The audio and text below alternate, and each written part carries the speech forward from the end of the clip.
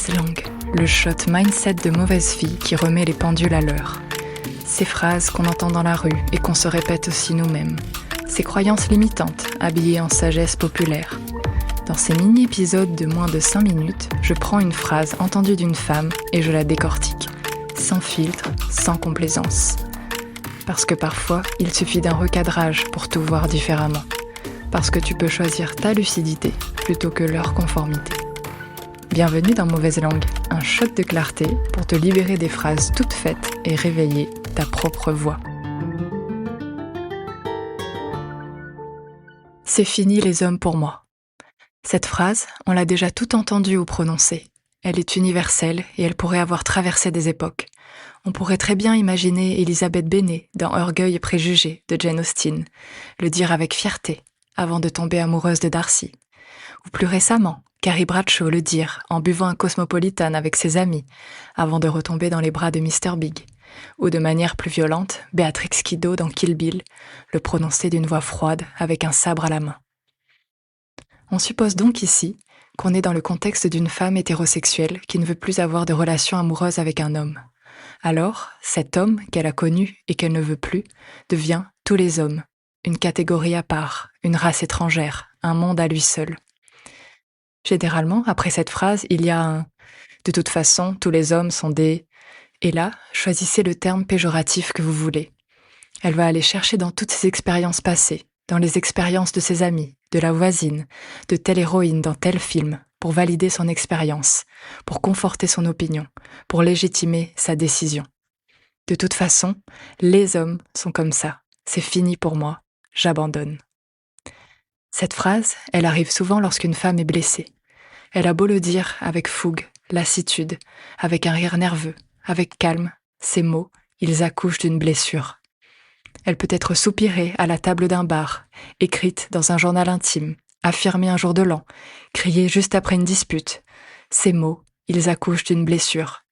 Une blessure qui suinte, qui fait mal, qui gêne.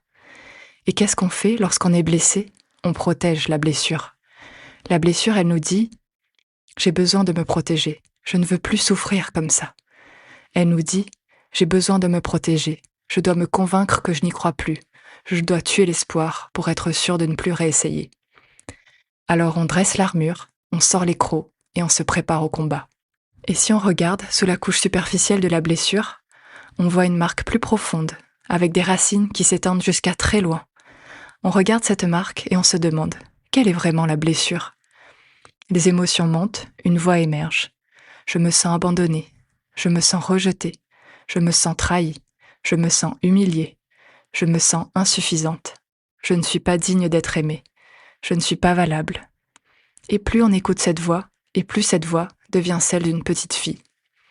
On suit les racines petit à petit pour retrouver la source, et on les voit sur le chemin, toutes ces mêmes blessures en écho qui ont jalonné notre vie, jusqu'à cette blessure source, la blessure originelle, qui a commencé à creuser la faille. Cette blessure face à notre maman, notre papa ou notre première figure d'attachement. Ce sentiment d'abandon, de trahison, de rejet, d'insuffisance. Il est là. Il est là depuis tout ce temps, bien vivant, fraîchement entretenu par notre vie quotidienne et nos relations.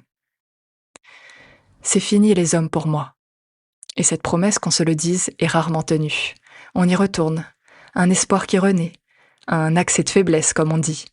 Ou la détermination à ne plus reproduire les mêmes erreurs. Ne plus reproduire les mêmes erreurs. Parce que c'est de ça dont il s'agit.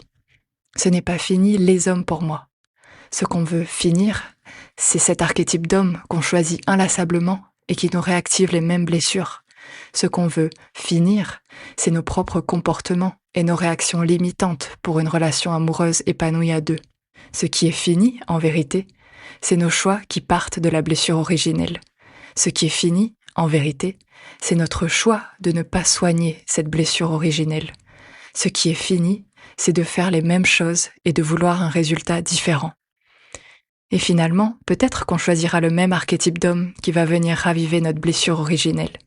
Mais cette fois-là, on choisira de voir ce que la relation nous montre, ce que la relation nous offre comme cadeau. Une occasion d'apaiser, de soigner, de réparer la blessure.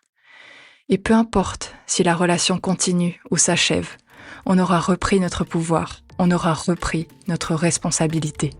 On aura quitté la peau de la victime.